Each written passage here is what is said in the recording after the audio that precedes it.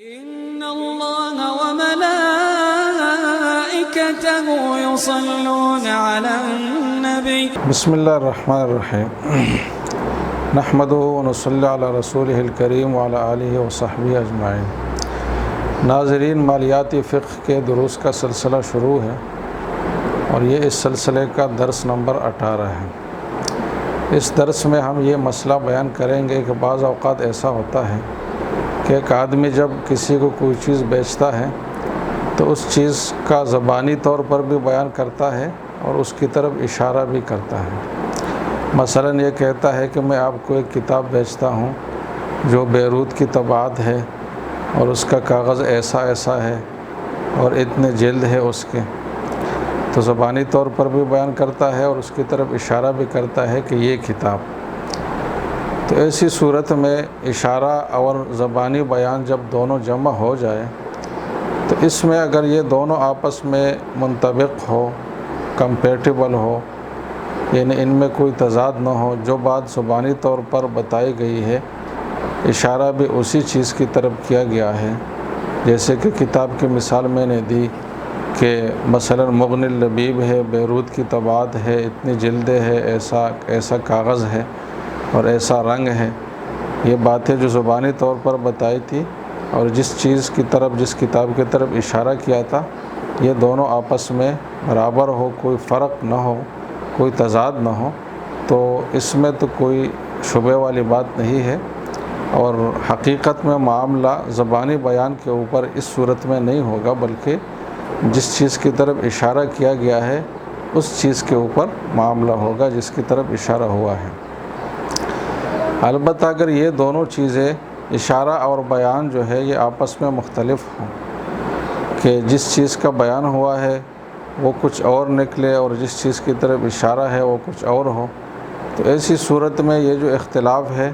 تو یا تو ایسا اختلاف ہوگا، یعنی ان دو چیزوں کا جو مختلف ہونا ہے، یا تو ایسا ہوگا جس میں جنس ہی ایک دوسرے سے الگ ہوں۔ مثلا کتاب کے بارے میں تفصیلات بتائی تھی اور اشارہ جس چیز کی طرف کیا تو وہ قلم کا ڈبہ ہے، ایک ڈبہ ہے جس کے اندر قلم پڑا ہوا ہے مثلا، تو ایک صورت تو یہ ہے کہ جنس دونوں کا الگ الگ ہو، تو اس کو ہم بعد میں بیان کریں گے۔ دوسری صورت یہ ہے کہ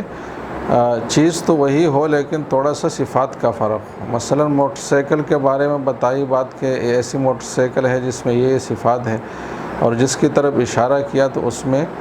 اس طرح کی صفات نہیں ہے بلکہ تھوڑا سا وہ مختلف ہے۔ یا مثلا کتاب کی میں نے مثال دی تو کتاب تو واقعی وہ کتاب ہے لیکن وہ بیروت کی طباعت نہیں ہے، وہ کسی اور کمپنی کی طباعت ہے، یا اس کا رنگ کچھ اور ہے، یا کاغذ میں فرق ہے،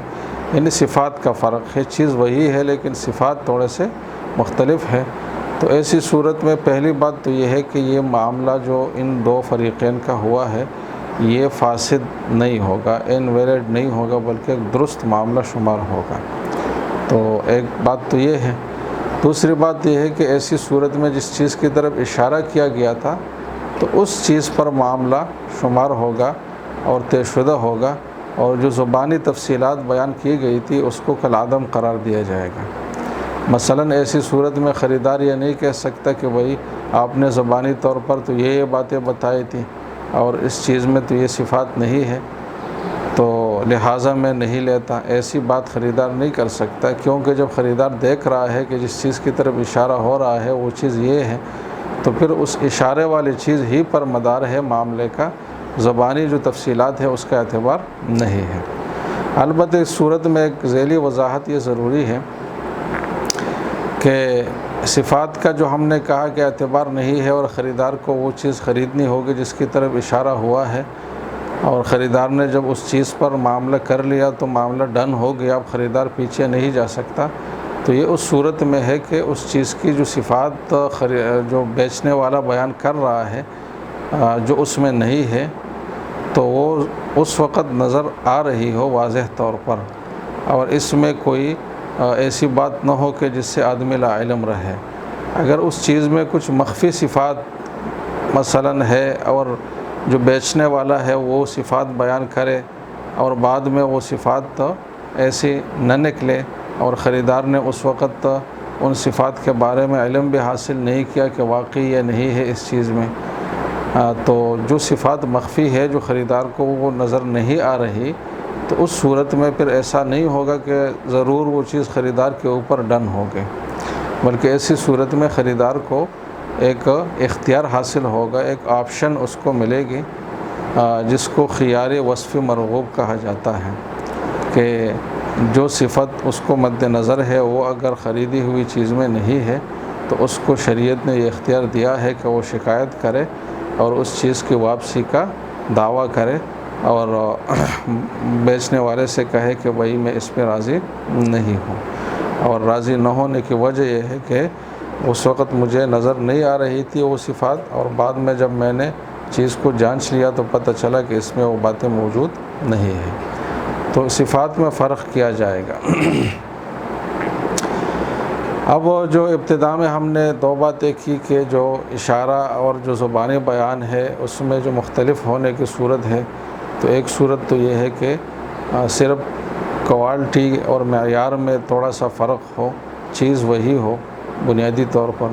تو دوسری صورت اس کی یہ ہے کہ جنس ہی بالکل الگ ہو، مثلا کتاب کا نام لیا تھا اور نکلا وہ قلم، موٹر سائیکل کا نام لیا تھا اور وہ نکلا سائیکل مثلا، تو ایسی صورت میں بھی دو صورتیں بنتی ہیں۔ ایک صورت یہ ہے کہ وہ چیز بالکل آمنے سامنے واضح طور پر نظر آ رہی ہے، مثلا بیچنے والا کہہ رہا ہے کہ یہ موٹر سائیکل میں آپ کو بیچتا ہوں، اور نظر سامنے آ رہا ہے کہ وہ موٹر سائیکل نہیں ہے وہ سائیکل ہے، یا کتاب کا کہہ رہا ہے اور نظر آ رہا ہے کہ وہ کتاب نہیں ہے قلم ہے، یا چینی کا کہہ رہا ہے اور نظر آ رہا ہے کہ وہ چینی نہیں ہے چاول ہے مثلا، تو نظر آ رہا ہے پھر بھی خریدار جو ہے نا وہ کوئی اعتراض نہیں کرتا اور وہ کہتا ہے کہ یہ چیز میں آپ سے خرید لیتا ہوں، اور بیچنے والا کہتا ہے کہ یہ میں آپ کو بیچتا ہوں، تو ایسی صورت میں اگرچہ زبانی طور پر کسی اور چیز کا نام لیا گیا ہو، لیکن اس صورت میں بھی معاملہ اسی چیز پر ہوگا جس کی طرف اشارہ کیا گیا ہے، لہٰذا اگر چینی کا نام لیا ہے اور وہ چاول ہے تو وہ چاول پر معاملہ حتمی سمجھا جائے گا، خریدار پیچھے نہیں جا سکتا، اگر موٹر سائیکل کا نام لیا ہے اور وہ سائیکل ہے تو وہ سائیکل پر معاملہ حتمی ہوگا، خریدار انکار نہیں کر سکتا۔ البتہ اگر وہ چیز کسی دوسری چیز میں پیک ہے، بوری میں یا کارٹن وغیرہ میں،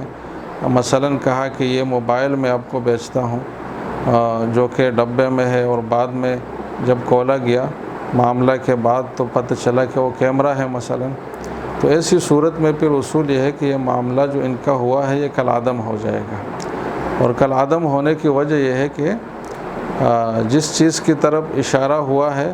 تو زبانی طور پر وہ چیز وہ نہیں ہے جس کا بیان ہوا ہے، اور جس کا زبانی بیان ہوا ہے یہ وہ چیز نہیں ہے جس کی طرف اشارہ ہوا ہے، تو جس چیز کا زبانی بیان ہوا ہے وہ موجود نہیں ہے، معدوم ہے، اور جس چیز کی طرف اشارہ ہوا ہے اس پہ معاملہ ہی نہیں ہوا، تو گوئے کہ مبی اس صورت میں موجود نہیں ہے، معدوم ہے، اور اصول یہ ہے جو آپ نے بار بار سنا بھی ہے کہ جب مبی یعنی جو چیز فروخت کی جانے والی ہو وہ اگر موجود نہیں ہے، معدوم ہے، تو ایسی صورت میں بے باطل ہو جاتی ہے۔ اس کی ایک اور مثال، مثلا ایک شخص جو ہے نا ایک ڈبے میں کسی کے لیے کوئی چیز لائے کہ یہ زمرد ہے، اور بعد میں پتہ چلا کہ وہ شیشہ ہے، شیشے کی بنی ہوئی کوئی خوبصورت چیز ہے، تو اس میں بھی چونکہ جنس الگ الگ ہے تو اس میں بھی بے باطل ہوگا، اور اس صورت میں کسی چیز کے حوالے سے اس معاملے اور اس مجلس میں جو بے ہے وہ تصور نہیں ہوگا۔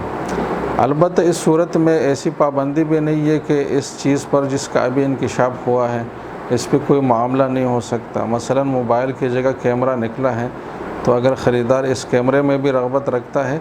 تو اس پر وہ الگ سے معاملہ پھر کرے گا کہ یہ کیمرہ میں آپ سے خریدتا ہوں، بیچنے والا کہے گا کہ میں بیچتا ہوں، اور ایک الگ نیا معاملہ اس پہ بھی ہو سکتا ہے، لیکن وہ جو پرانا معاملہ ان کا ہوا تھا جس میں موبائل کا نام لے کر کیمرے کی طرف اشارہ کیا گیا تھا اور وہ ڈبے میں بند تھا، نظر بھی نہیں آ رہا تھا، تو اس صورت میں ان الفاظ سے کوئی قانونی طور پر معاملہ وجود میں نہیں آیا، البتہ اگر سامنے نظر آ رہا ہے تو اس کا میں نے بتا دیا کہ اس سے بھی معاملہ وجود میں آ جاتا ہے، اور اگر خریدار اس چیز پر آمادہ ہے تو اس کو پھر ایک نیا معاملہ کرنا پڑے گا، اور یہ ایک دوسرا مسئلہ بن جائے گا جس پہ شرعی حوالے سے بذات خود کوئی حرج اس میں نہیں ہے۔ تو آج کے درس میں اتنا ہی کافی، باقی انشاءاللہ اگلے درس میں۔ والسلام علیکم ورحمۃ اللہ۔